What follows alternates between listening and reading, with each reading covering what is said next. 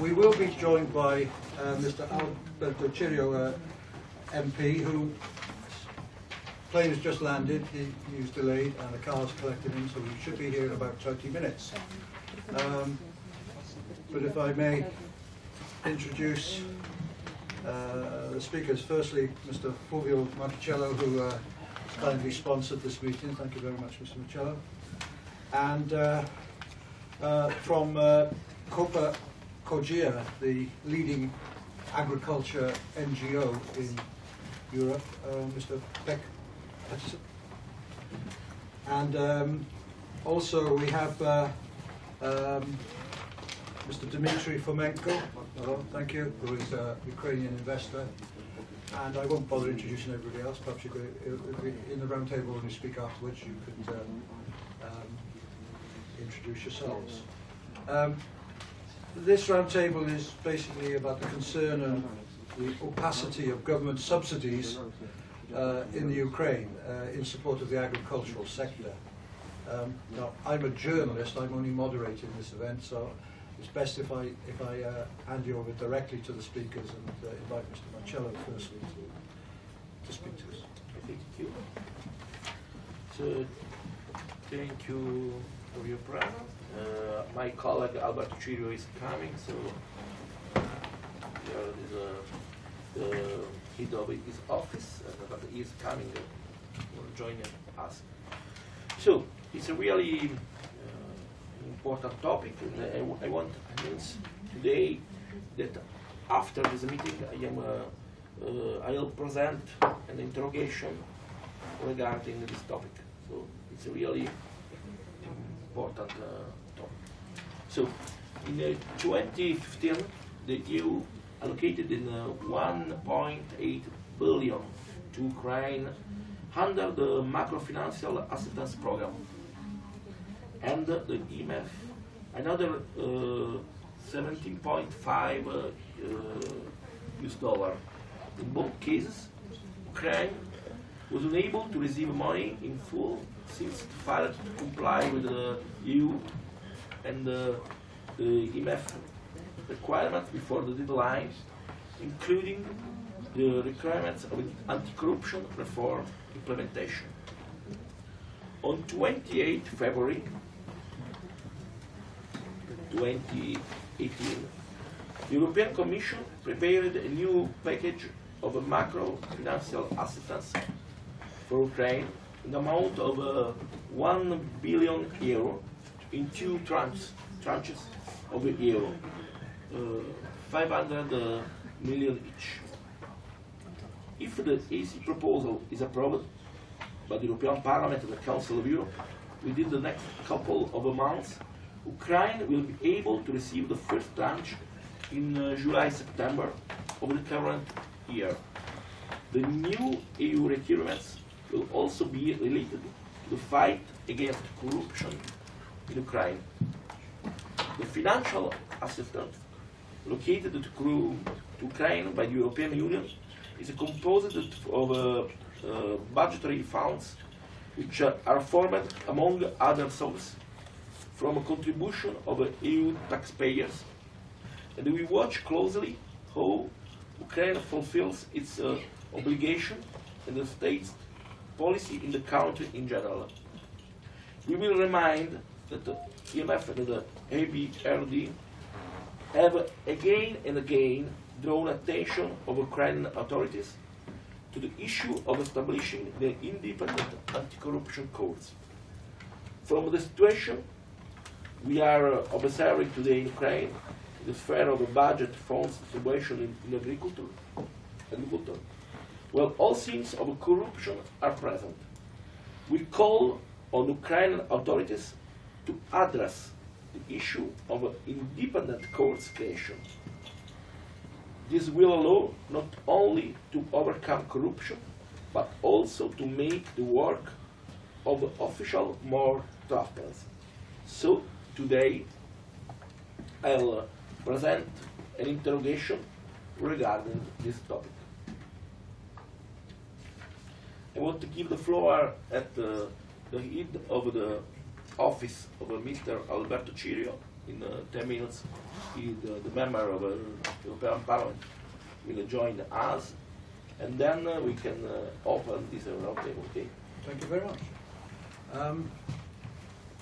Okay, thank you. Well, in which case, while we're waiting for Mr. Chiu, perhaps I can invite Mr. Peckerson from Copa Cogena to say a few words. Gentlemen, it's a pleasure to be here. My name is Pekka Pesonen. I'm Secretary General of Copa and COGECA, European Farmers and Agri Cooperatives here in Brussels.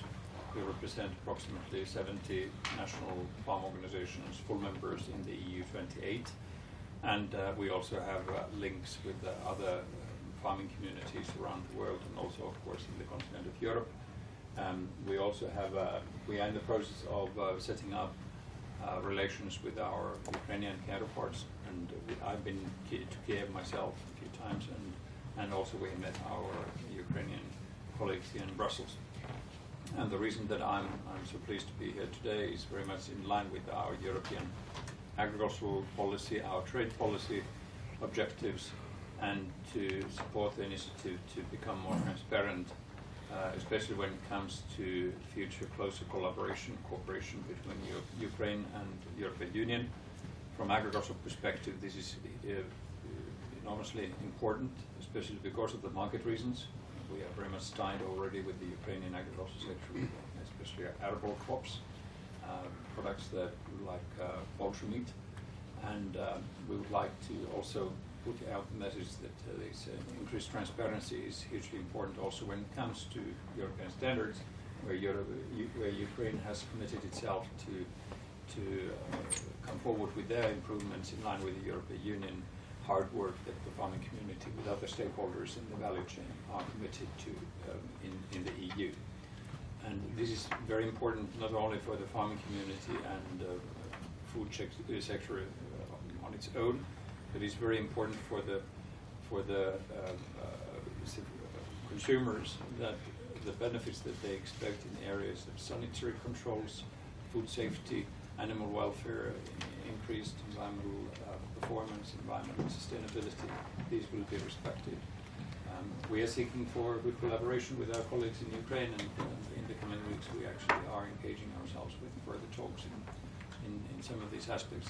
It's very much about very concrete issues that we are interested also, in addition to the European Union, Ukrainian common expenditure, and how the European Union is supported to Ukraine. But then I would like to also underline the importance of sustainable market development. We all across the agricultural sector at international level, we suffer from volatile markets. This is hugely important also here in Europe. And second item that I pointed out already is elements that we need to have better coordination in future, such as African swine fever that is spreading in the east of Europe, and we're quite worried about that. It's affecting also Ukrainian own production, and therefore it's crucially important that the European continent has joint action across the board, including even the Russian Federation, in order to combat this particular pest. And in this respect, we are pleased to see some progress, but we would like to see some concrete action also from the Ukrainian side when it comes to reporting back to the European Union in accordance with our mutual agreement from a few years ago. But I'll leave it to that, and of course if you have any questions or comments, I would be pleased to take part in the debate. I'd like to invite Dmitry Fomenko now to give us his thoughts, if you may. Bother you with my bad English. Тем более мне нравится работать с симпатичными девушками. I like to work with nice people. Поэтому мне поможет Регина в этом. Regina will help me. Я в течение 15 лет был собственником украинского банка. For the 15 years I have been the owner of a Ukrainian bank. И мне хорошо известно финансирование агропромышленного комплекса. I know very well how the agricultural complex is being financed. В особенности его коррупционной составляющей. Especially the aspect of corruption. Для того, чтобы успешно провести контракт, нам необходимо подкупать прокуратуру, СБУ и другие правительственные органы. In order to maintain the contract, we have to pay advances to the legislative system of the Ukraine. И это, на мой взгляд, гораздо более тяжелая проблема, чем африканский грипп. And this is a more serious issue than the African swine flu. Последние несколько лет я осознанно отошел от классической финансовой системы и перешел в крипторынок. For the last several years, I have made a conscious decision to step away from the classical financial system and have concentrate myself more on the crypto market. И на сегодняшний день уверен, что это единственный путь, который позволит выйти среднему и мелкому производителю сельхозпродукции на нормальный международный уровень. I'm sure that at this moment, this is the only way for the small scale and middle scale producers at the agricultural sector to reach a strong position at the market. Ведь хорошо известно, что крупные агропромышленные компании очень редко самостоятельно что-то производят. It's well known that the large agricultural companies are seldomly producing something on their own. Они используют свои связи, They use their connections, а работают другие. but others work. Поэтому основная прибыль оседает именно в крупных компаниях, которые не являются производителями. So the most revenues stay at the large-scale companies, which are not producers. Организация смарт-контрактов, так называемых умных контрактов, The organizational smart contracts, которые позволят быть в полной независимости от регуляторов, will allow to be independent from the regulators и гарантировать абсолютно четкое исполнение контрактных обязательств. and will guarantee the correct execution of the contract responsibilities. И чем меньше производитель, And the smaller the producer is, тем ему легче исполнить свои обязательства. the easier it is for him to execute its responsibilities. Потому что вполне естественно, когда крупная компания агропромышленная подписывает контракт, It's natural that when a large-scale company is signing a contract, она должна предусмотреть все сбои, которые происходят поставками в ее адрес. it must foresee all the issues that may happen when delivering the product.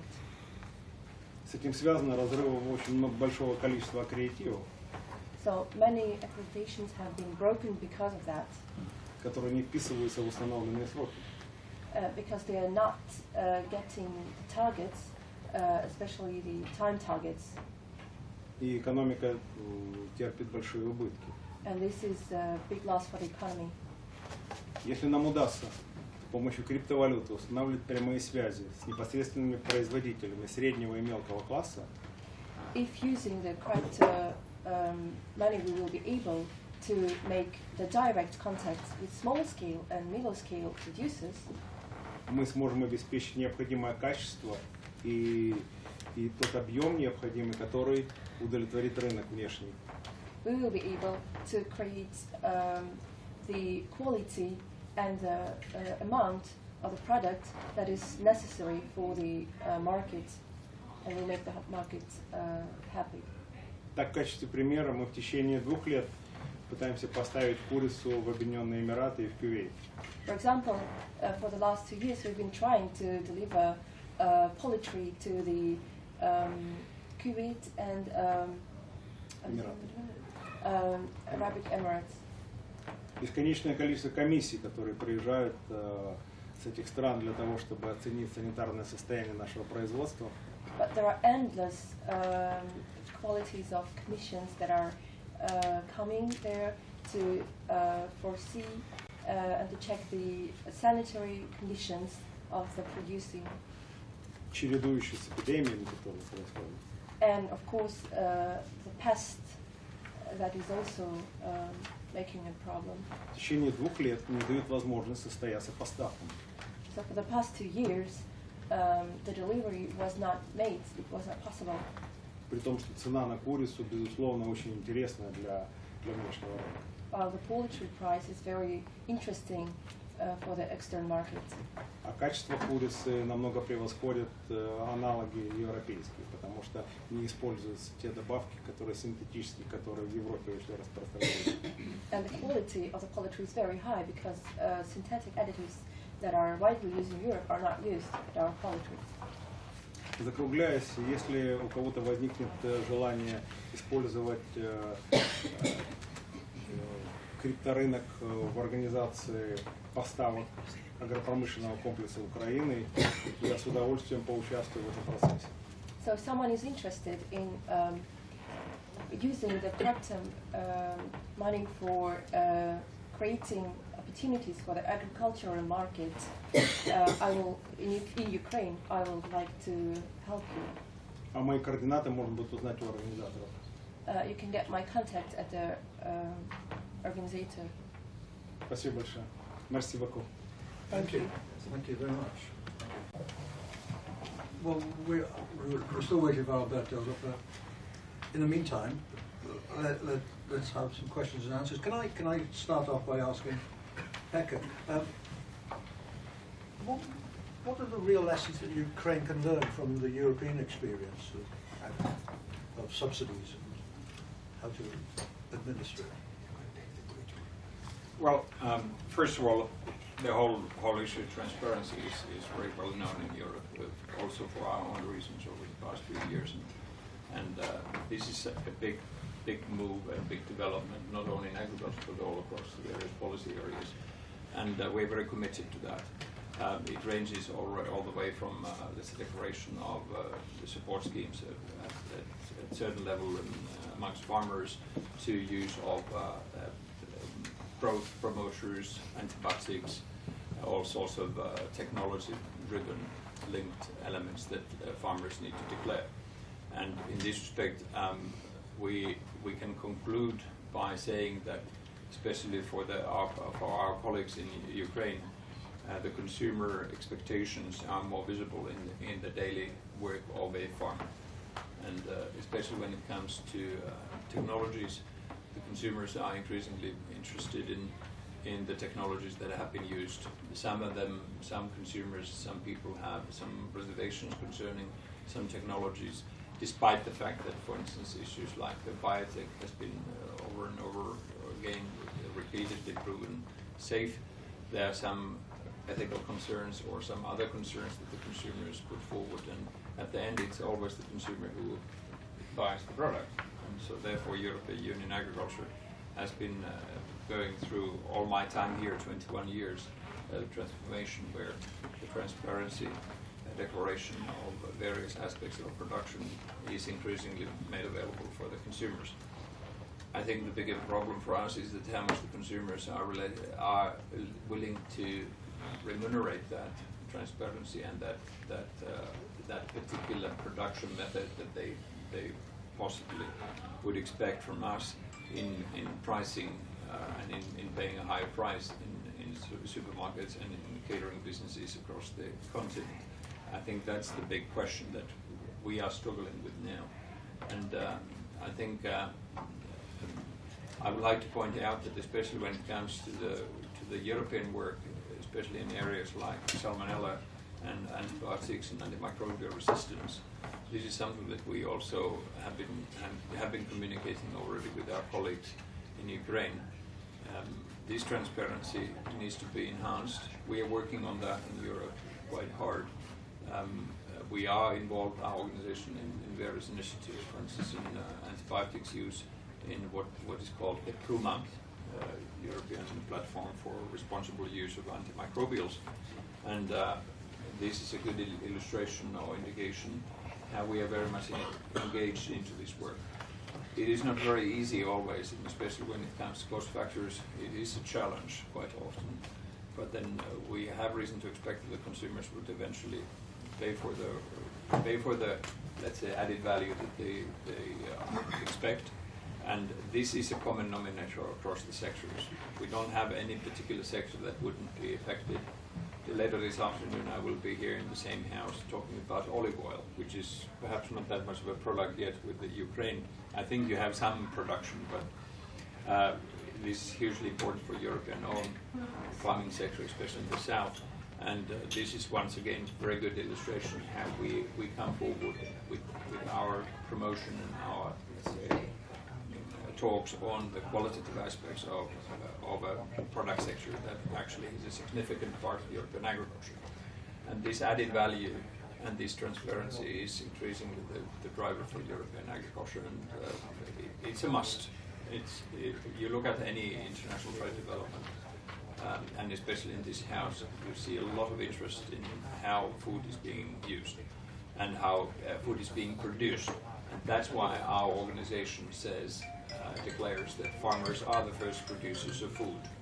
And therefore, what happens at the farm level, irrespective where the farms are, they may be outside the borders of the European Union, but in particular when they are in the EU, the consumers are interested in how the food is produced. And so the farmer is the first link, and despite the fact that most of the people here in the room don't have necessarily a direct link with agriculture anymore, people are increasingly interested in how the food is being produced.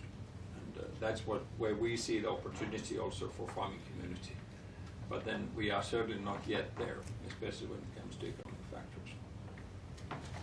Thank you. We are understanding that the distribution of the subsidies in Ukraine appears to be bad, and there is a opportunity for corruption. So I think it's a really important meeting today. We are understanding that the Parliament has to move and to prepare oral question and interrogation, and I will ask all my colleagues to see it. So. Thank you. Can I? About the common agricultural policy, which is a fundamental part of our work here in Brussels, also in this house. I would like to point out that CAP is one of the best run policies, despite its shortcomings. It's still one of the best common policies in terms of error rate, and especially the famous first pillar, which is the direct payment for farmers. We have very few errors in general in paying those direct payments for farmers. So it's scrutinized, it's controlled several times in fact, and it's enormously bureaucratic, but then when it comes to transparency and correctness, it is probably one of the best policies. But we don't say that it is a perfect policy. Of course, none of the policies are never perfect. But then when you take a look into the CAP within the first pillar and second pillar, the second pillar, which is the rural development, actually has a higher rate of error because of the particular project-based, program-based nature of it. And so while we work for a better policy setup for European agricultural sector, we have to recognize the valuable work that the CAP has provided for the past 60 years. And this is something that also we in the sector quite often forget. What happens in Ukraine is that Ukrainian agriculture comes from a different perspective to the same common policy or agriculture-related policy. While we have substantial contribution from the EU and taxpayers, the Ukrainian contribution, according to the calculation and declaration, is fairly modest for the moment. But our understanding is the government intervention in Ukraine is increasing. So clearly, I should say that we approach the same thing from a slightly different angle. When European Union Common Agricultural Policy has been cut, our resourcing has been diminished, and the conditions where the direct support in particular has been paid have been squeezed.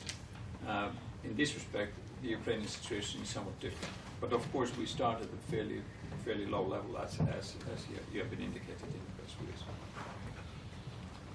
I know a few farmers love to receive the subsidies, but they always complain about the bureaucracy that surrounds it to obtain it.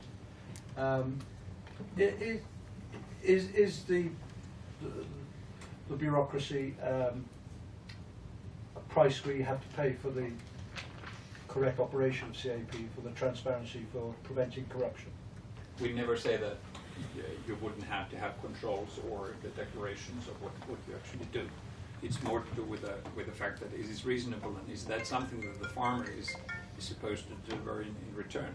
Because the farmers, let's face it, almost 7 million aid recipients in the European Union, and hundreds of thousands, if not millions of farmers in Ukraine, are not very good at paperwork. And so balancing the paperwork with the food production capabilities and their objective in producing high quality, safe food has to be balanced. And so for the moment, European Union farmers have to fulfill a lot of paperwork in order to get support, and we accept this. There's no problem in general about this, but it's more to do with the scale. That the British farmers have to do a lot of bookkeeping, a lot of reporting back to their agricultural administrators in order to get diminishing level of support.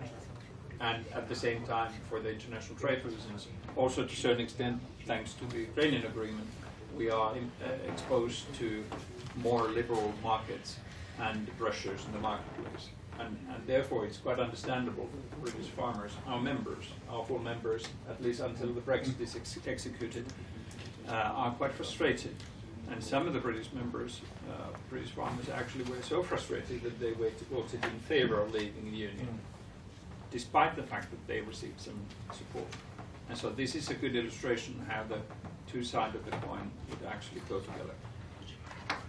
If we talk about the objectives of the farming community, what we are there for, I think we all agree that the primary work of the farmer is producing food. It's about food security. And secondly, it's how the food is being produced. Famously enough, I think the Pope even said this a few years ago. And we are very committed to that. There's no farmer in the European continent that wouldn't consider production as a priority for his or her, increasingly by the way, her business. And in doing so, we need to recognize that despite the famous equation of 20% of the farmers get 80% of the support, we have more or less 20% of the farmers producing 80% of the volumes, roughly speaking. And this is a variable between member states.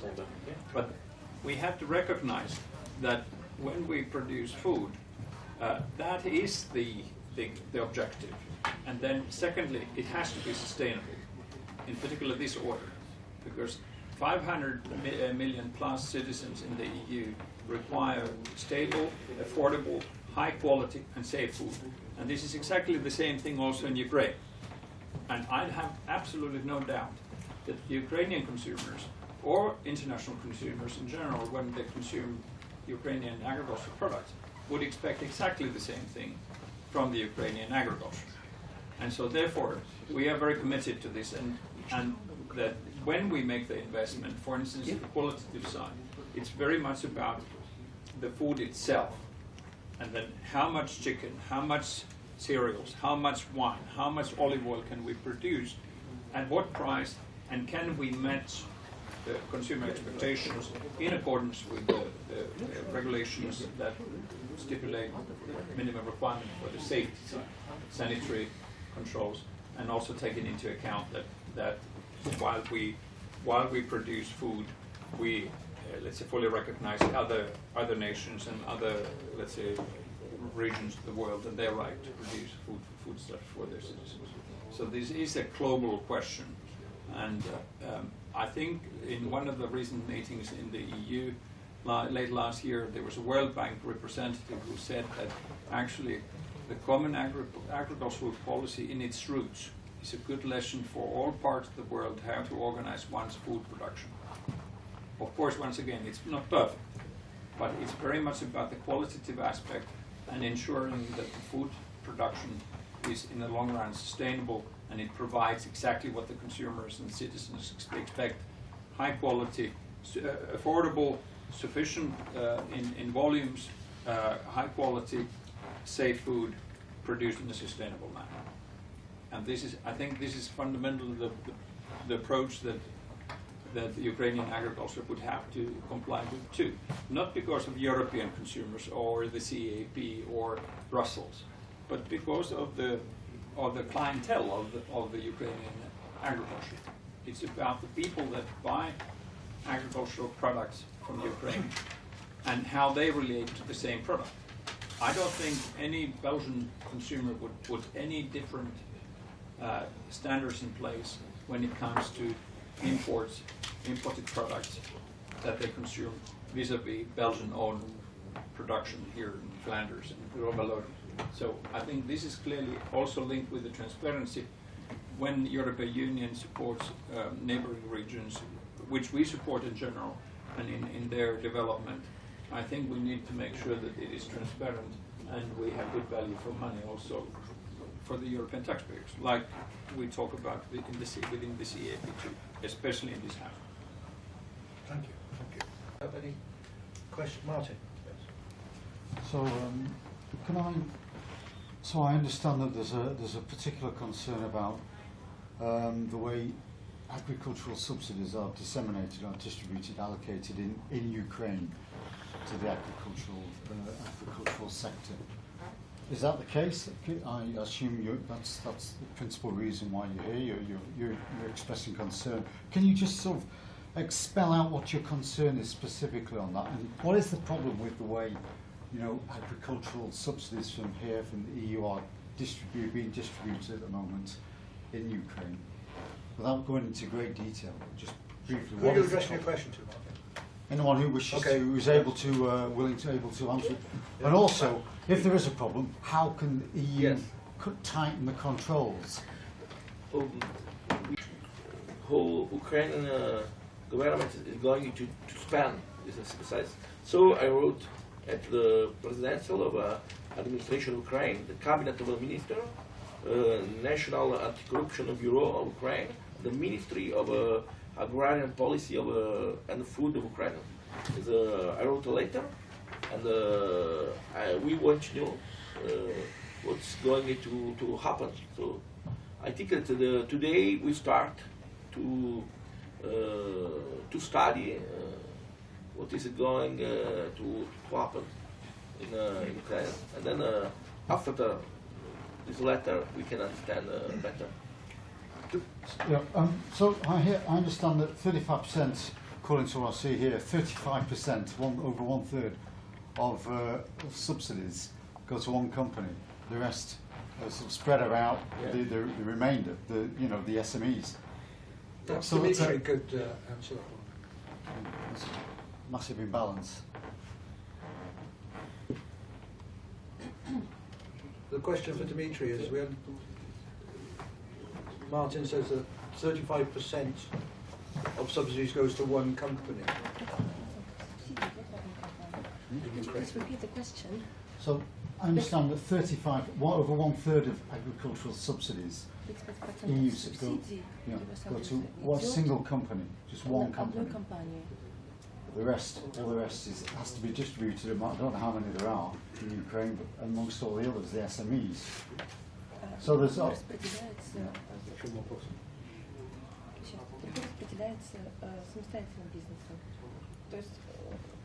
So the question is, well, how has this come about, and what can be done? What would you like to see done to address this obvious imbalance? Okay.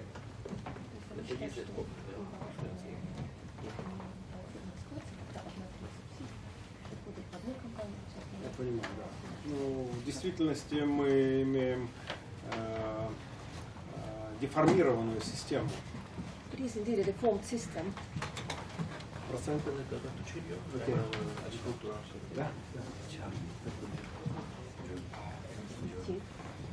В действительности проценты инвестирования определяются не эффективностью. So how the subsidies are being paid now is not effective. Не эффективностью, не экономической эффективностью агропромышленных поставок. It is indeed not effective for the agricultural deliveries, А договоренностью заинтересованных лиц. but it's because of the agreement between the parties that are interested and Так сказать, переговоры под столом. these are actually illegal and under the table agreements that decide how the subsidies are being paid. Таким образом, реальная экономика не отражается в процентных соотношениях инвестиций. Therefore, the true economy is not being represented at the current percentage of the subsidies that are being paid. А скорее отражает, как кому удалось договориться. So this situation only shows how the agreements have been reached and who reached the agreements. So there's a degree of corruption there that needs to be addressed, and the European Union has an obviously important role to play. Считаете ли вы, что уровень коррупции должен быть обсужден Европой? Коррупцию можно бесконечно обсуждать. So you can talk about corruption as long as you want, И даже возникнет иллюзия ее преодоления. and you may create an illusion of overbeing the corruption. Но в действительности единственный путь But the only true way is прямых контрактов direct contracts между действительными производителями between the actual producer и покупателем, and the buyer, при которых отсутствовать будет влияние крупных государственных компаний, where the large state companies will not have influence. мы можем действительно добиться эффективного сотрудничества. This is the way to achieve good cooperation.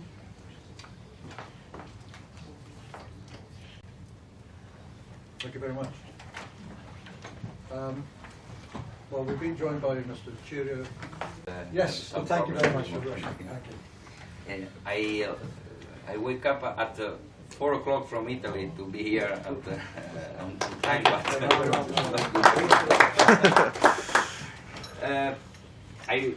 I studied the situation in Ukraine because I don't know directly how is the situation. I am a member of Rural Development Committee, and I am also a farmer in Italy, in my country. So I am very interested in this topic. I studied the situation of the importance of rural development of agriculture in Ukraine because I have many studies and from these studies I read that 30% of the world's black oil is located in Ukraine. These are 278,000 square meters of fertile land, constituting 71% of the entire territory of Ukraine. And this is a very important number, a little less than a third of all agricultural lands of Europe and more than the entire territory of the Great Britain. Despite the protracted economic crisis, the rural and agricultural sector allows Ukraine to take the leading position globally. And now we studied that Ukrainian agricultural sector takes first place globally on sunflower oil export, second place globally on export of corn, nuts and grain, third place globally on export of cereal crops and frozen berries, first place in Europe on honey production. And this is the situation, this is the importance of agricultural excellence of this agriculture in Ukraine. And agricultural in Ukraine has always enjoyed the support of the state, which among other factors provided the foundation for the dynamic development of the rural sector. But the recent changes in the sphere of government subsidies have drawn our attention. And so we want to know more. Because we know that in 2017, the Parliament of Ukraine approved the budget for the government subsidies for the entire agricultural sectors of Ukraine in 130 million of euro. This is the number that we can read on the official papers. But for me, in my opinion, this is an extravagantly small amount for the largest sector of the economy. And it's clear that this money is not enough to support all its participants, including large agrarian holdings, small and medium-sized enterprises, and households. Under the existing condition of the limited budget, it would make a perfect sense to allocate government subsidies to those who need the support most. And we must make sure that such money is distributed fairly and transparently. This is very important for us because these are public money. And I think that we, as a member of the European Parliament, have to monitor, have to check the correct allocation of these funds. I don't know the situation now, because I know only that it's important that we must check if it's correctly the distribution of these funds. In Ukraine, as in Italy, there is no difference. But it's very important because we must be sure that this money arrives where the people need it. This is important. This is our rule. This is our work also here. So I think that we have to call on the state authorities of Ukraine, the president, the prime minister, to focus on these new schemes of the government subsidies formation in the rural sector, as well as on the principles of the distribution in 2018 and in the future. Under conditions of limited budgets, resources for support of Ukrainian farmers, the dotation programs must be aimed at protecting the interests of those sector participants who really need them. This is very important for us, and this is also the reason because I'm here today, because I think that we are here in representative of our people, of people of Europe. We have to use the money of people of Europe, and so we have always check. We must always check how the money are spent. This is the situation. I repeat, I don't know the situation directly, but I need that in the new schemes of this distribution, we have to check if really the people who need it can use this money. Thank you very much. Well, ladies and gentlemen, I have to say, I find this a very rare occasion. It's not very often when you attend these sort of roundtables, you actually get 3 MEPs all in the same room. So I think you're very fortunate, and also the Secretary General of one of the largest agricultural NGOs in Europe. So let's throw it open now to the meeting. And do you have any questions, please? Yes. Freelance mail. I have a question for Mr. Peck. Is there any understanding on what purposes MHP has actually channeled this money? You mean the private company that's processing poultry? Yes. Yes. Well, I would like to refer to this in a I'm not an expert in the particular business arrangement of that company, but according to our information, there is an integration on poultry sector where this particular business is also active in the EU territory, and this is very much linked with the recent imports of specific cuts of poultry that actually come through the customs with 0 tariff, and there's no limitation for that imports, and that volume is actually being deboned and further processed by this company, at least to a large extent, and so there's a link.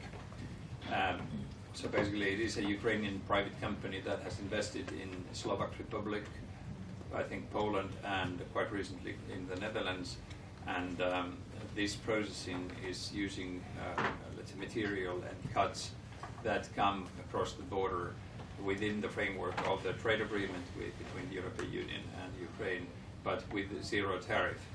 And given the competitiveness of the Ukrainian poultry industry, roughly speaking, we can say that our overall cost, including slaughter, is somewhere around 1.5 euro per kilo in Europe, and the same equivalent cost level is about 110 euro, 1 euro 10 cents per kilo in Ukraine. So they are to the extent of 40%, 30-40% more competitive. And given the fact that the specific cuts, which actually is a part of the breast cut with the wing and with the bone, according to the administration and the EU customs controls, it would fall into a category that wouldn't have to pay customs tariff. And that is the fundament of the business in question, to make business in Europe by processing further and compete on the Ukraine origin poultry. But then the ownership or the practicalities behind this structure, I'm not aware of, or I'm not an expert, so I don't want to submit any further comments. But what we would like to underline is that when we talk about the 130 million euros worth of subsidies given to Ukrainian agriculture, and of course the European Union contribution equally, it has to be declared. Like in Europe, we know exactly where the money goes and on what basis. And so we don't necessarily have a problem if we spend taxpayers' money in any other sectors either, if you declare where it is spent, by whom, and what purpose. And so this is crucially important, that when we talk about our collaboration with Ukraine, we are transparent, and especially when it comes to the EU funds, we would know what happens with that. Because that's what we are interested in, and we are also interested in defending the interest of Ukrainian agriculture in general, because we believe that the more the merrier. The more the farming community and a European-style farming community is benefiting from these schemes, the better. Because overwhelming majority of the European citizens are supportive to, I should say, European style of family farming. And I come from a family farm myself, 300 years history.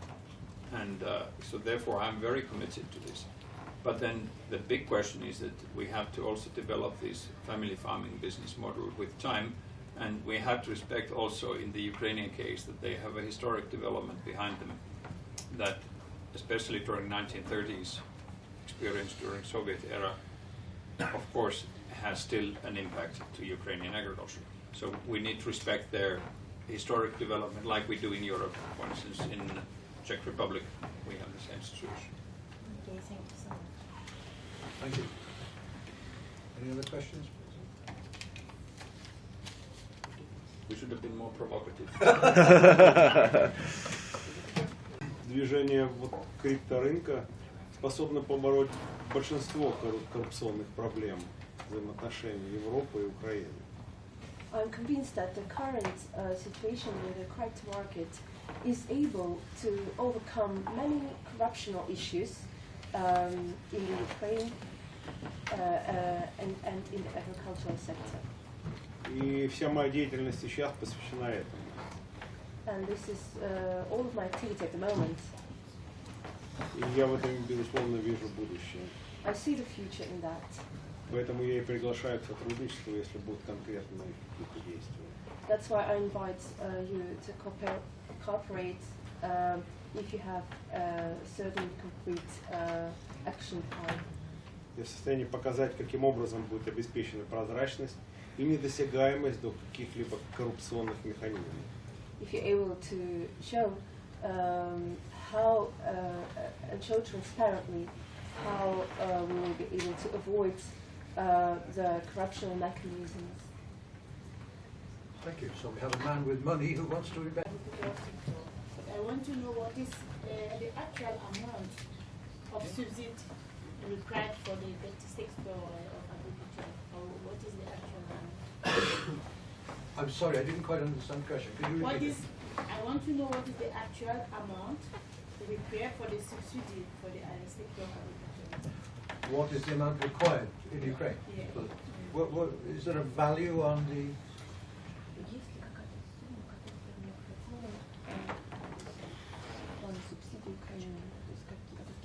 Нет, безусловно, дело не в деньгах. The sums and the money is not the issue. Maybe. Perhaps you'll have to Google it. We have Проблема не в 130 дефиците million денег. 130. that declared in agricultural subsidies from Ukrainian government to agriculture. But on It's top not of that, probably we will about have the money. European support to Ukraine in various development program. I think this is the division.